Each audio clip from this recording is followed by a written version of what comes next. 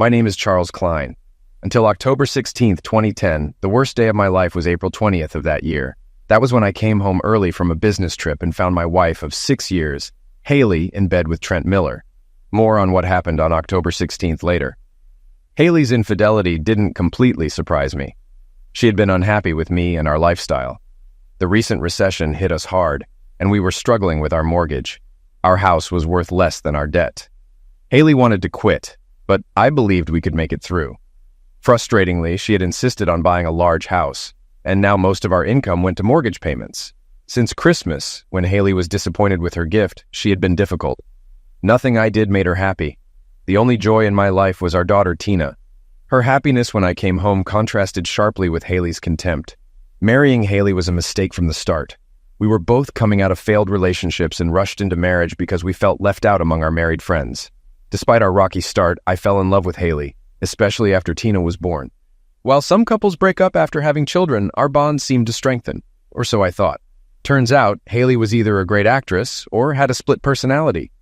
Until the end of last year, I believed we had a strong relationship and a happy family. Silly me. I told Haley I'd be back from my business trip on Thursday, but I returned on Wednesday. Haley worked mornings and was free in the afternoons since Tina was in school. I decided to surprise her. Driving down our street, I noticed an unfamiliar car. It was careless of Haley, but we didn't know many neighbors, and most of the street was empty due to the housing crisis. I entered the house, not needing to be quiet because of the noise from the master bedroom. I stood for a few seconds, took some pictures on my phone, and felt overwhelming sadness realizing my marriage was over. We couldn't overcome the infidelity and betrayal. Now I had to face how much worse our financial situation would get and becoming a part-time father. I'd lose the chance to hug my daughter daily and love the woman I fell for. Haley saw me and screamed, "Get out of here, Charlie! What the hell are you doing home today?" Stunned, I reacted poorly. I grabbed Haley's hair, pulled her face close to mine, and yelled, "You're an idiot!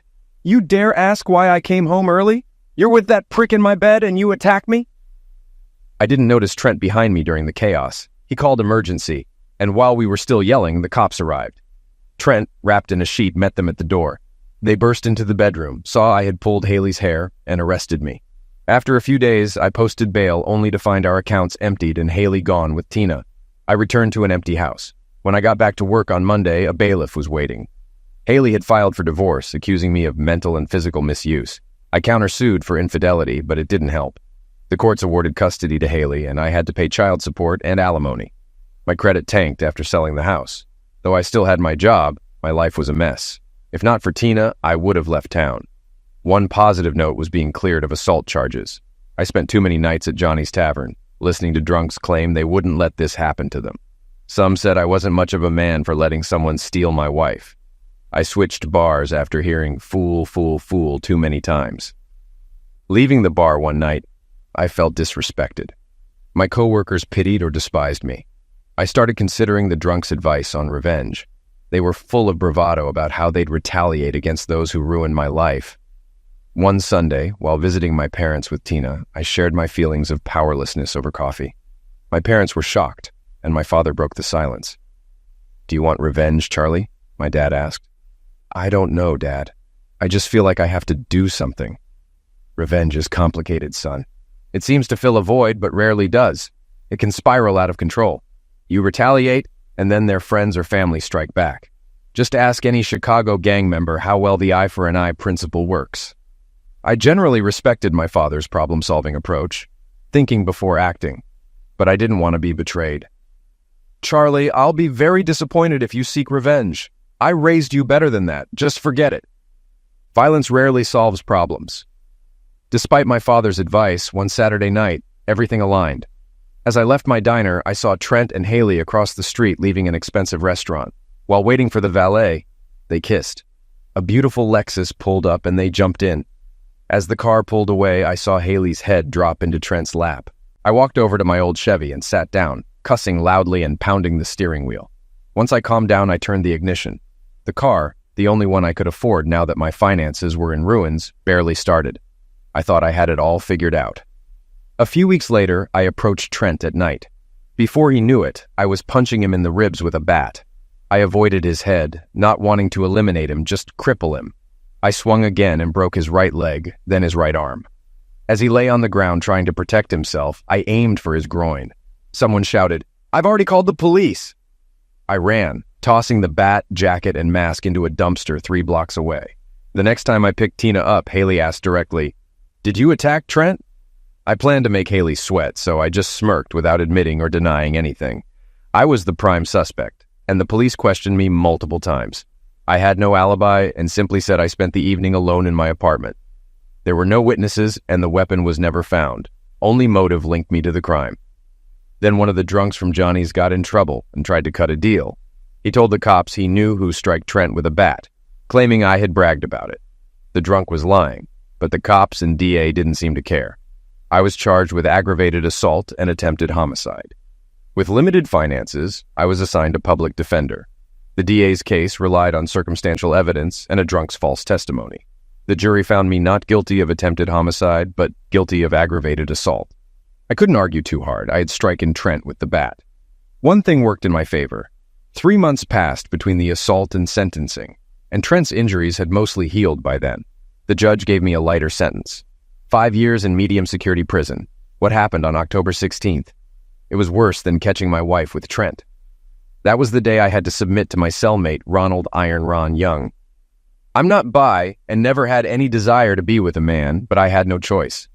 I ended up with no teeth, a broken nose, and 2 black eyes. Ron and his Aryan gang forced me into this prison relationship. Comply or die. 2 positives came from this nightmare. Ron's exclusivity meant I was off limits to other Aryans and protected from non-Aryan gangs. But what kind of sick system subjects prisoners to such misuse? I understand my 5-year sentence and loss of freedom, but why do we accept and even joke about the physical misuse of inmates? I didn't molestate anyone, so why must I endure this to survive? Getting information from the outside is tough. After 6 months and many letters, my mother visited me. My dad still refused to talk to me, and my mom came not out of sympathy but to vent. Haley married Trent and moved to Texas. They didn't let us see Tina before they left, and she was never allowed to come to the phone when we called. I haven't seen or talked to my only grandchild. I pleaded with Haley's mother, hoping for some understanding, but she laughed at me. Their family's cruelty is unbelievable. Mom, I never cheated on Haley. She cheated on me. All my letters to Tina came back unopened. I'm working with a prison attorney to get the judge to allow me to communicate with my daughter. Soon after, my mom softened, realizing how much I was hurting. She showed love for the rest of her visit and promised to return. I didn't tell her the worst parts of my incarceration, and she didn't ask.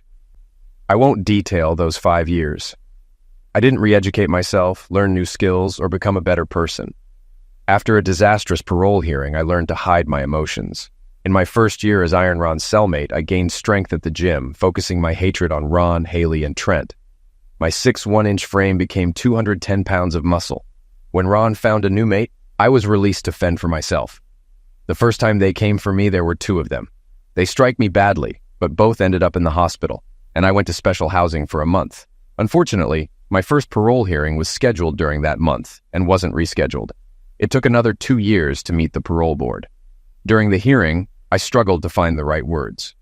When a smug board member asked why I never apologized for bullying my ex-wife, I couldn't hold back and spat out all the venom that had built up inside me.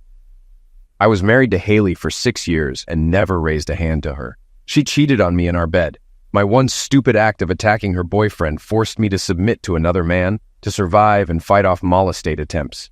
The justice system let her falsely accuse me of violence, take all our property, and prevented me from hiring a decent lawyer. It allows my ex-wife to deny me contact with my daughter. I served the full 5 years with no word from my daughter. My lawsuit against Haley went nowhere. I fought for my life every day.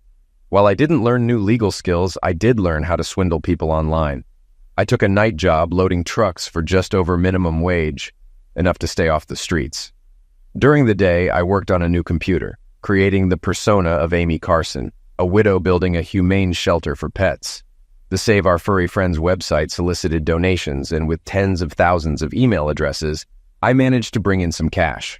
In 2 months, I had $21,000, enough for my post-prison goals. Candy Sweet was a vision on a bar stool. It had been over 6 years since I touched a woman. I had a clinic certificate and $700 in my pocket. Dressed in Goodwill slacks and a sport coat, I approached her. "Charlie," she smiled, wearing pants. "Why pants, not a skirt?" I wondered, since I was spending the night with this beautiful escort for $600 plus tip. The slacks hid her prosthetic leg, which some customers had complained about to get a discount. It didn't matter to me, but I was happy to save a couple of $100. I ordered a shot of bourbon and sat next to Candy, who had a martini. The guy on her right gave me a dirty look. "The gentleman next to me insisted on buying me this drink," Candy said. I told him I was waiting for someone, so it wasn't necessary. Candy placed her hand on my shoulder, signaling me to stay calm. I counted to 5 and stayed composed. I pulled out a $20 bill. "Excuse me, sir. I appreciate you buying my companion a drink, but could you kindly accept this as a repayment?" I held the bill so he could see the scars on my hand, a reminder of prison fights. He smirked and took the $20. "Can't blame a guy for trying with such a beautiful lady." "Have a nice date," he said, then walked away. Candy thanked me for being a gentleman. "Where did you learn to diffuse situations so well?" she asked. It's too early to get into my life story, and I've heard it's best not to ask escorts personal questions. Let's talk about these cabanas. When the bartender placed my bourbon in front of me, he said, "It's on the house." "Thanks for handling that politely. We had a fight here last week that cost me $400 in damages. I'll never see a dime from the drunk who caused it, and my insurance doesn't cover the full amount." I raised my glass to the bartender and took a sip. He had poured me a good one. Candy and I finished our drinks, said goodbye, nodded to the other guy, and stepped out into the night air. "I have a room next door. Need anything to eat before we head over?" I asked. "No, I'm fine. Maybe we'll order pizza or Chinese food later. It's your money. We'll do whatever you want." I took Candy's hand and led her to the hotel. In the elevator, I couldn't stop smiling. Candy looked at me. "What?" she asked. "You're just so damn beautiful." We got to the room and got right to it. Afterward, we rested. I wasn't expecting that. Candy looked at me again. "What?" she asked. "I didn't expect it to be so good and for you to enjoy it so much." Candy laughed. "Well, I'm a professional." She kept laughing, but not at me anymore. "I've never paid for this before. I thought someone doing it for a living would have to pretend, but you didn't seem to be pretending." "Thank you. Do you want to order now?" We ordered Chinese food and showered while we waited. I noticed her prosthetic leg for the first time. It was metal just below the knee. She saw me looking. "Does it bother you?" she asked. "Actually, no, it's amazing. When we walked to the room, I didn't notice any limp." We made love again and went to bed. In the morning, we showered again, and she caught me looking at her prosthetic. "It was a motorcycle accident," she said. "What?" "My leg. Everyone wants to know how it happened. You were too polite to ask." "I was told not to get personal. But now that you bring it up, how did it happen?" "The guy I was dating was Randy. He bought a new bike and wanted to show off, claiming he was a great rider. I was stupid and rode with him. He started showing off, lost control, and we went down. I lost my leg." "What happened to Randy?" "Neither of us wore helmets. Another stupid decision. He damaged his head on a lamppost, went into a coma, and died a week later when they turned off the machine. I know I sound cold, but he crashed, and now my leg is gone. He didn't have insurance, so I had to cover all my medical bills. That's why I'm a strumpet. The worst part? My parents cut me out of their lives when they found out. They didn't want a strumpet for a daughter. There are worse things than getting paid for lovemaking." "Like what?" "Like my ex-wife, for example." So I told Candy about Haley. She agreed my ex was worse and called her an even bigger strumpet. All I could do was laugh, probably for the first time. "Are you hungry? Can I buy you breakfast?" I asked. "Yeah, that would be nice. Then I have to get to class.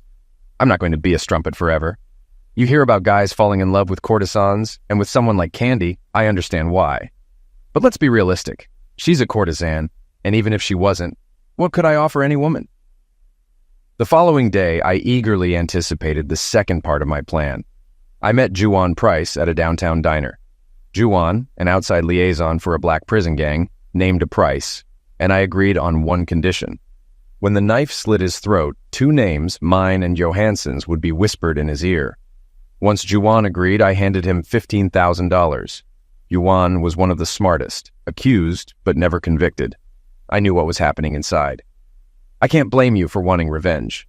"It's not revenge, it's justice." Johansson was a good guy. About a year after he became Young's plaything, he died. Rumors on the yard said Ron held the kid's head too long and strangled him. Johansson deserved better. Young spent 2 months in solitary and was jailed for not reporting Johansson's end of life until the next morning. That's it. Whatever the reason, he's a dead man, and you know no one will ever find out about our deal, right? I understand. I haven't lasted 5 years by talking too much. Juan nodded and left. 4 days later, 4 inmates were eliminated in a prison riot triggered by the stabbing end of life of Arian Ronald Iron Ron Young. 1 inmate was suspected of the homicide and was eliminated in the riot. The prison closed for 3 days.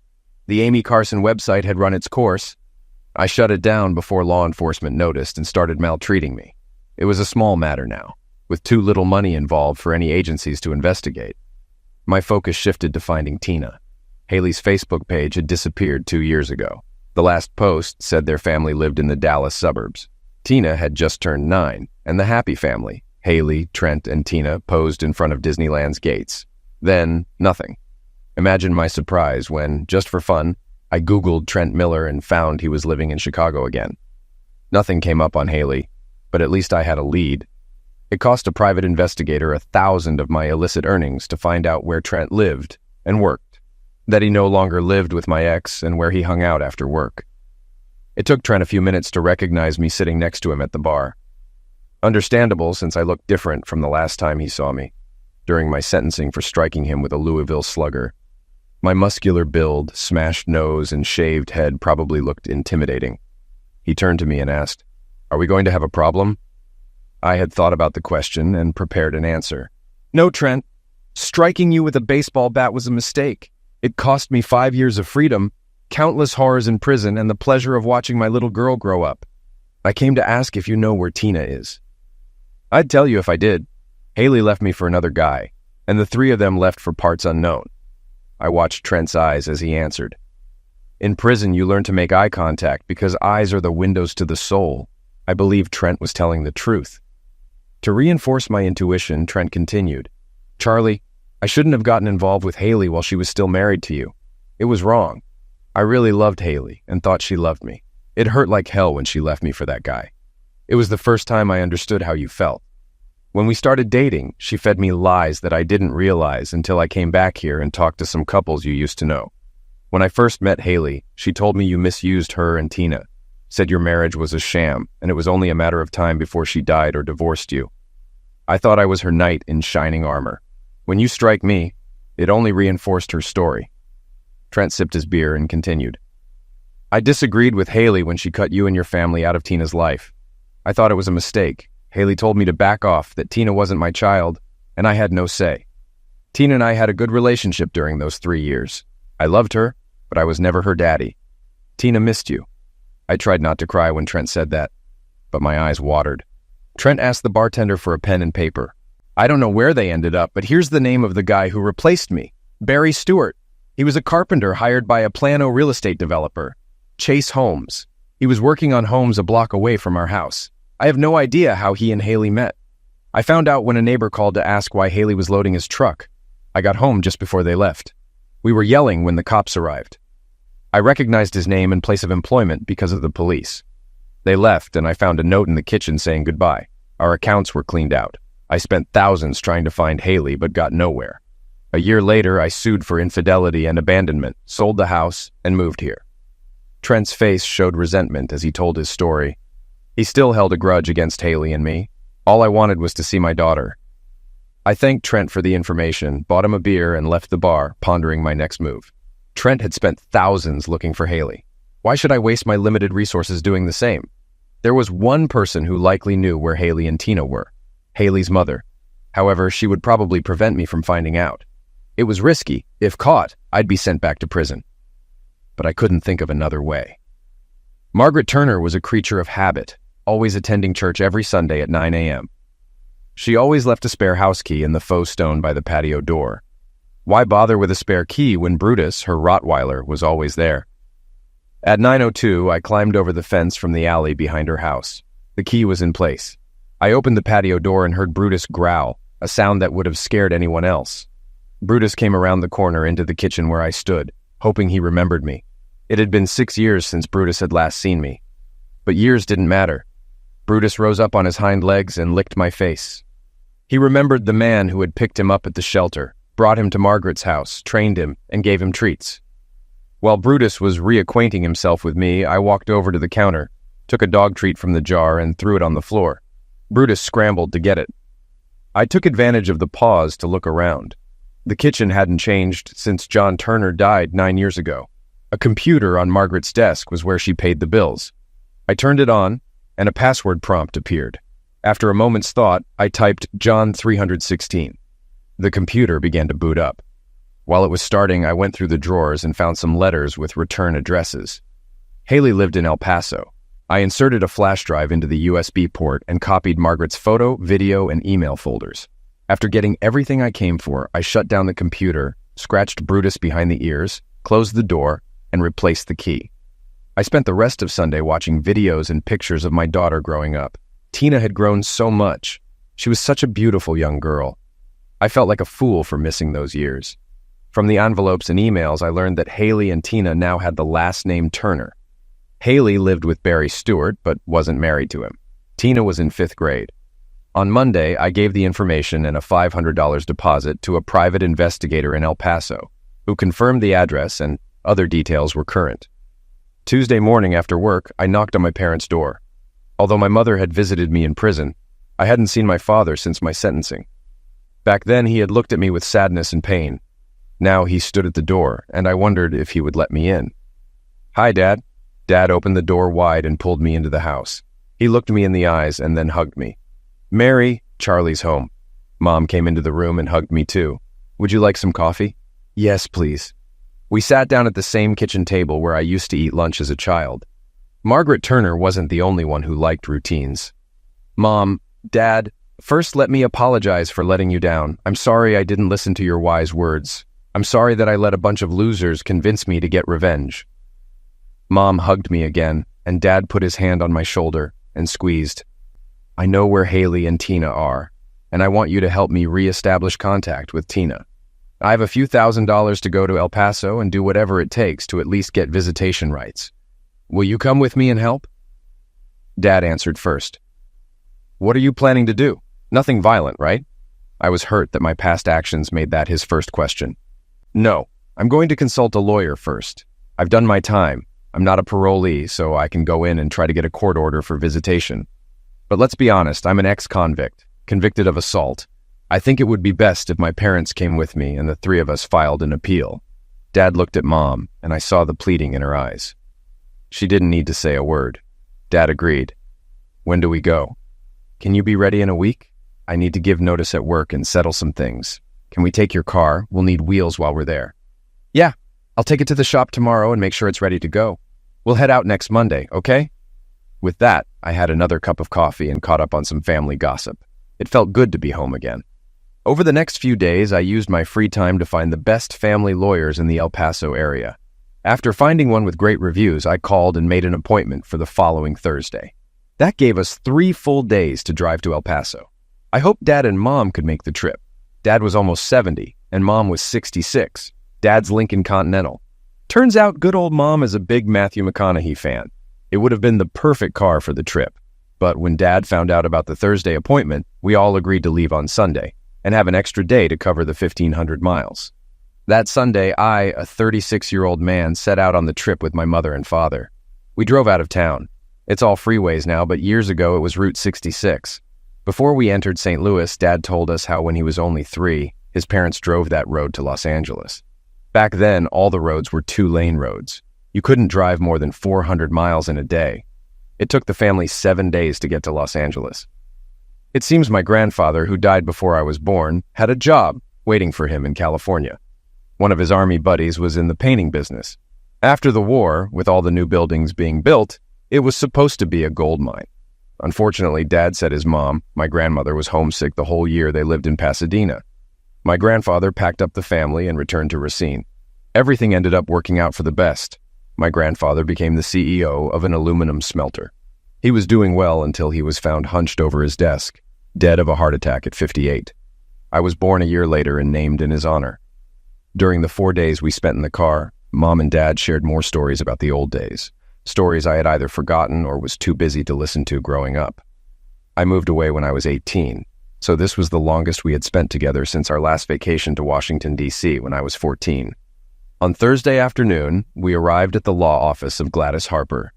Unlike my previous encounters with the law, this was a positive experience. I told the lawyer everything: how I was convicted, my time in jail, the lack of communication with Tina, how my parents were also deprived of contact, my divorce from Haley, her subsequent marriage, and her divorce from Trent. The lawyer's eyes lit up when she heard that Trent was suing for infidelity and child abandonment. It wasn't a pretty picture, but it didn't make Haley look like an angel either. The lawyer's reluctance to take our case vanished when my mother nearly broke down in tears, explaining how she couldn't hold on to her granddaughter. I gave the lawyer a deposit, and she started working on the paperwork. Now, all we had to do was wait. We decided not to spend the weekend in El Paso, and instead traveled to Big Bend National Park.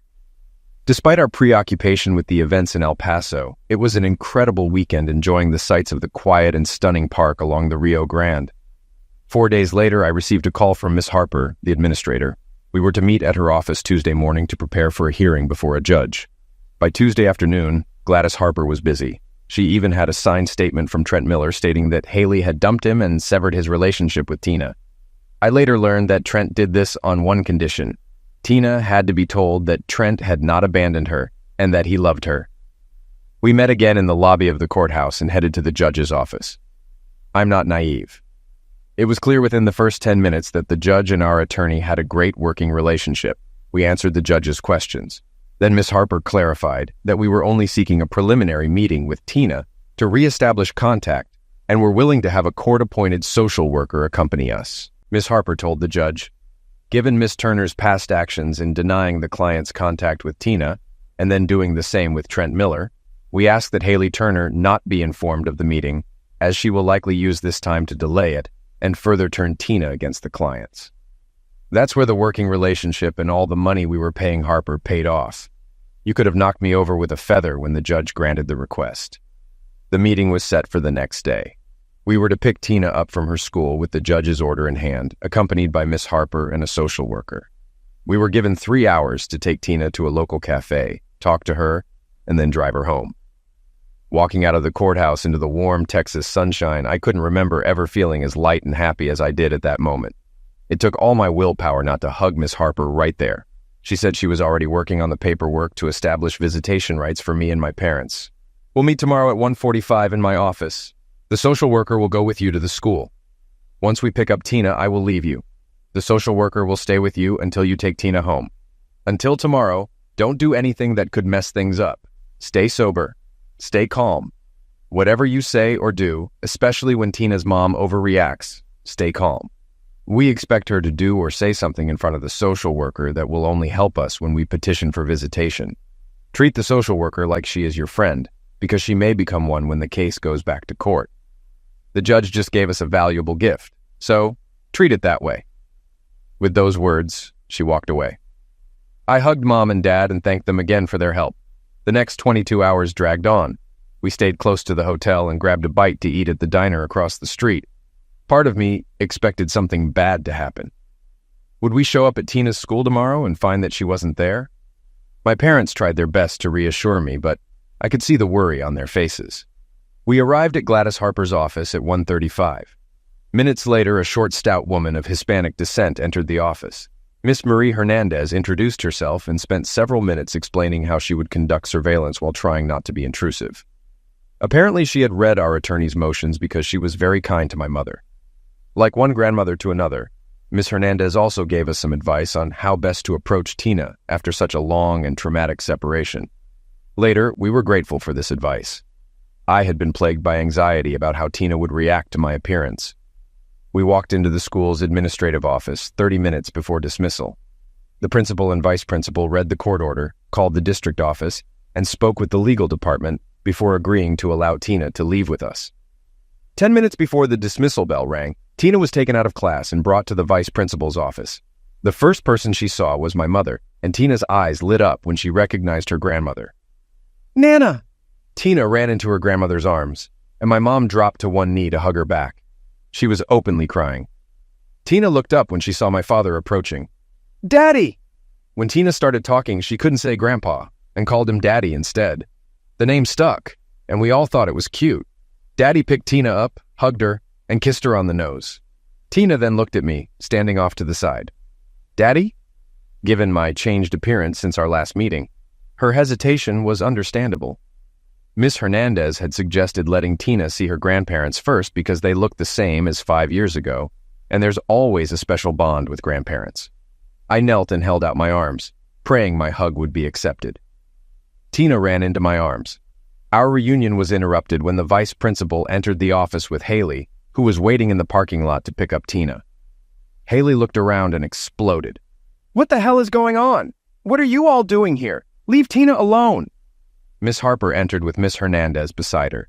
Miss Harper handed Haley a court order. "Miss Turner, this court order allows Tina's father and grandparents to visit her today for 3 hours, accompanied by Miss Hernandez to ensure her safety and compliance with the order to return Tina to you within 3 hours, starting immediately." Haley glanced at the papers and tossed them back to Miss Harper. "I don't care what these papers say. You can't just come in here and take my daughter." Haley pointed at me and my parents. "Those people have no business being here.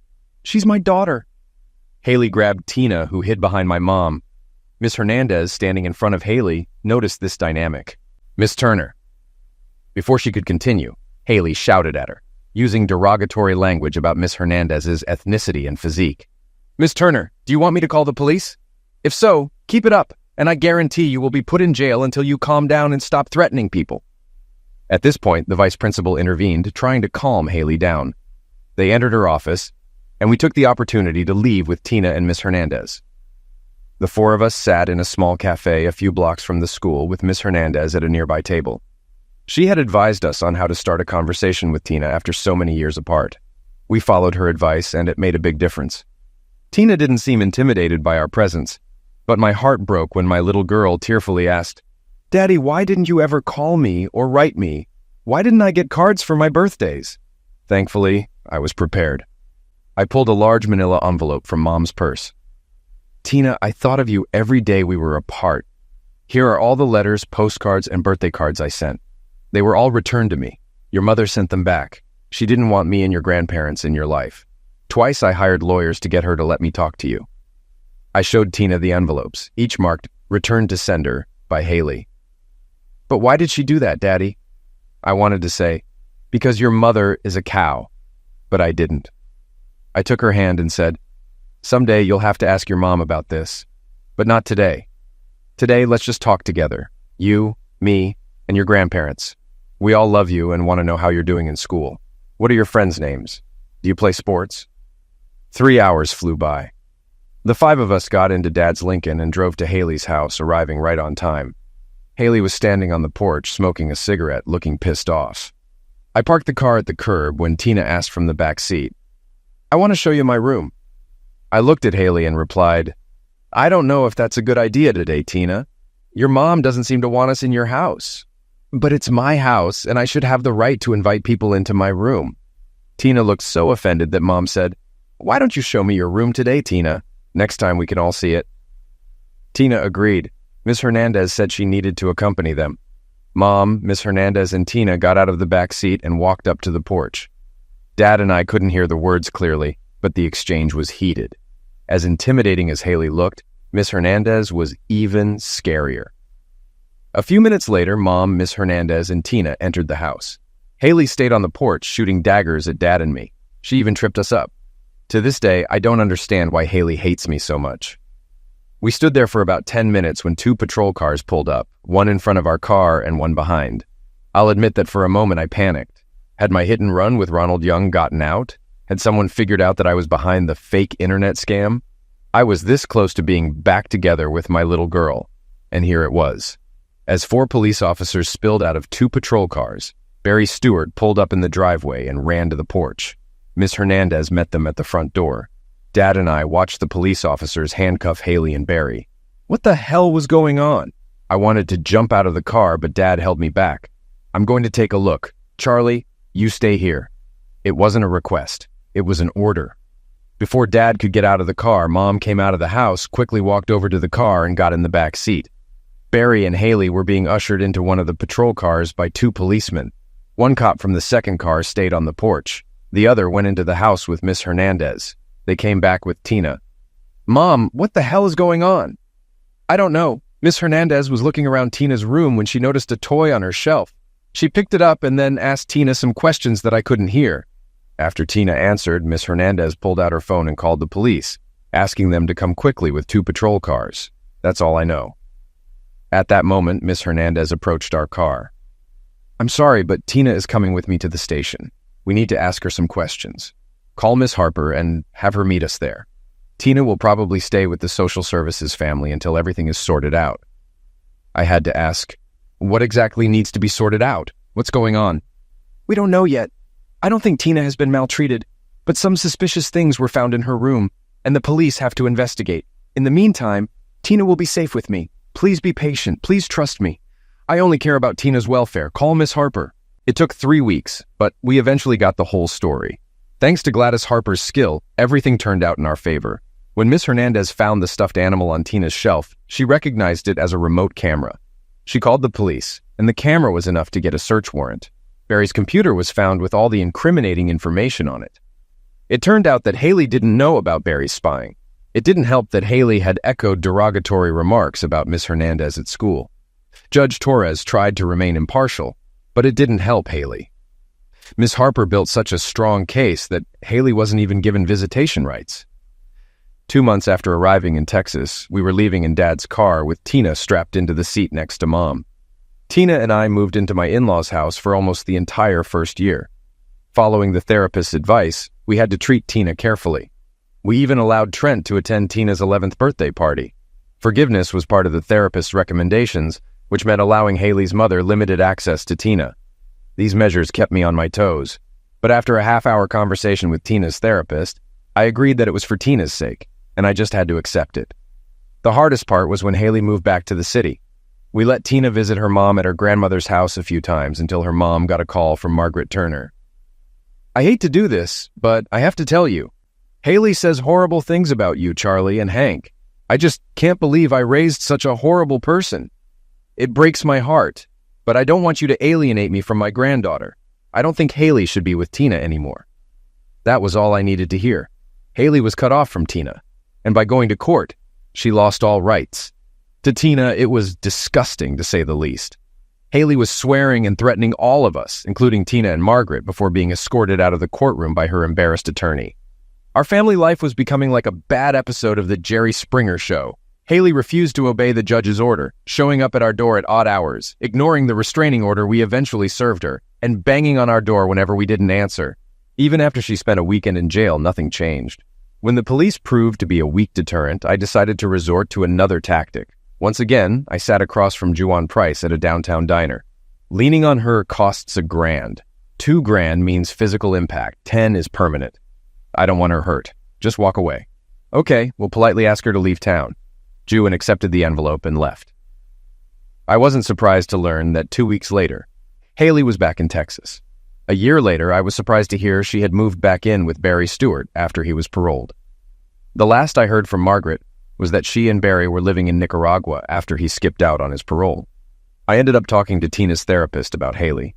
She said it's impossible to diagnose someone without meeting them, but given some of Haley's behaviors, it's likely she suffers from one or more psychoses.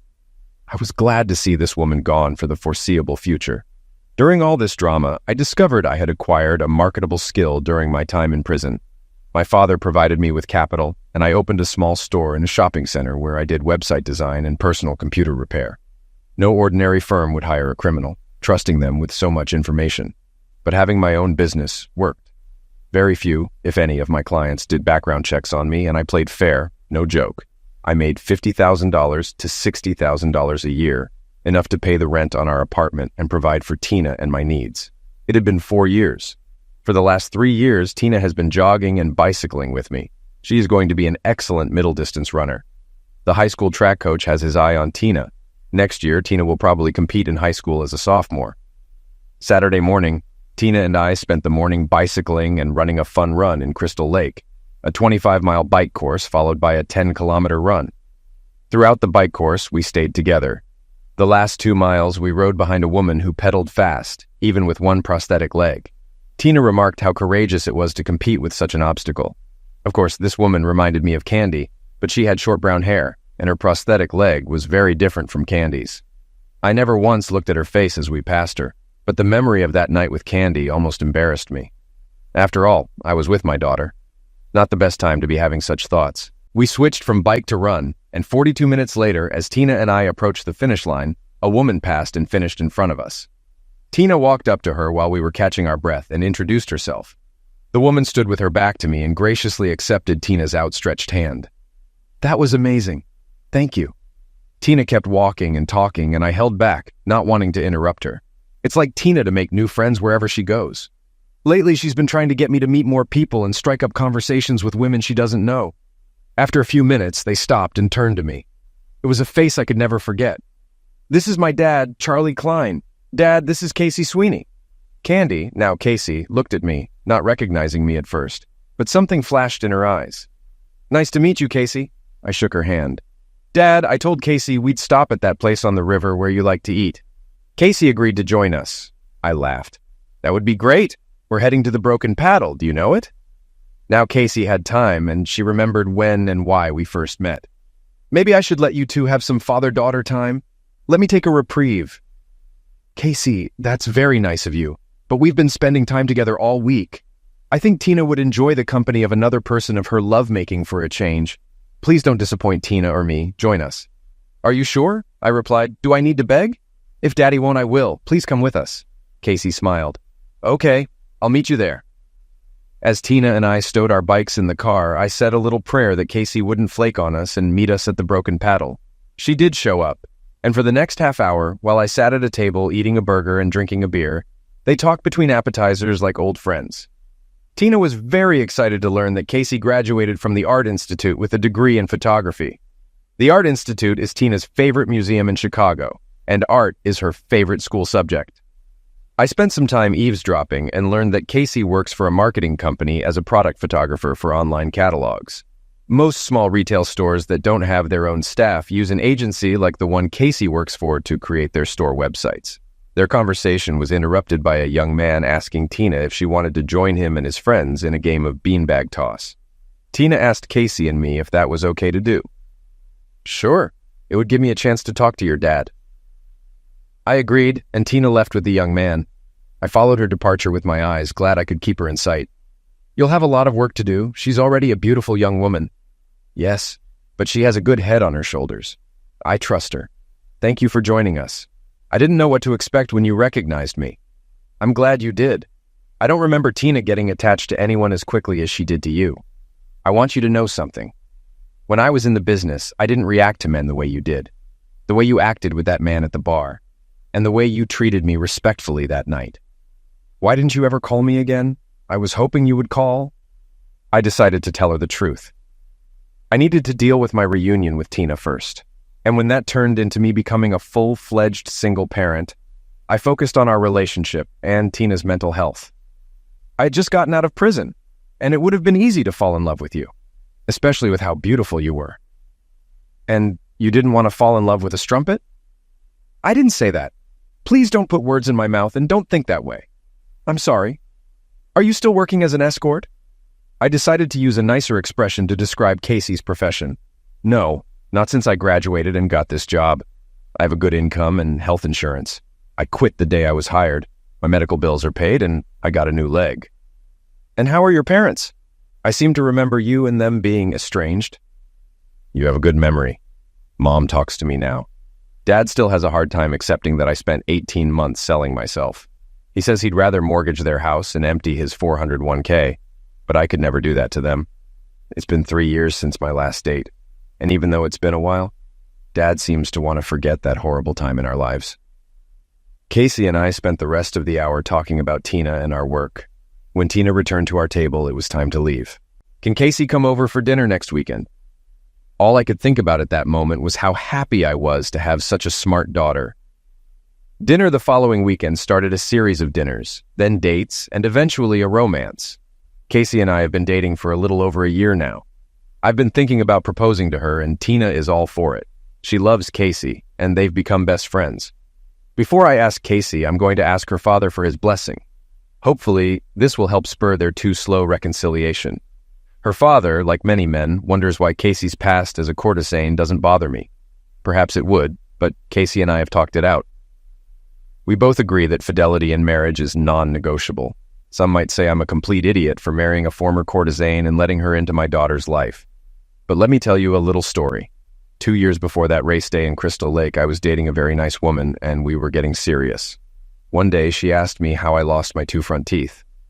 I decided to tell her the whole truth, including my relationship with Ron Young, but not about the subsequent attempt on his life. Shortly thereafter, she became unavailable for dates and any meetings. The message was clear. She couldn't tolerate a man who had done what I did to survive a prison sentence. After a few months of getting to know Casey, when things got serious and we became exclusive, I decided Casey needed to know the truth and let the chips fall where they may. Casey looked up at me when I finished the story, and her blue eyes sparkled. Sometimes, to survive, we do things that contradict who we think we are. The most important thing is not to let it change you from the inside out. You have to forgive yourself and vow to remain who you used to be. You are back to being Charlie Klein, a loving father and a good guy. If you need to forgive yourself for what happened in prison, start today. I love you, Charlie Klein, and don't think you have anything to be ashamed of. Of course, Casey didn't say that when she hugged me, but she didn't need to. Sometimes forgiveness, if you love the right person, is all you need to live a good life.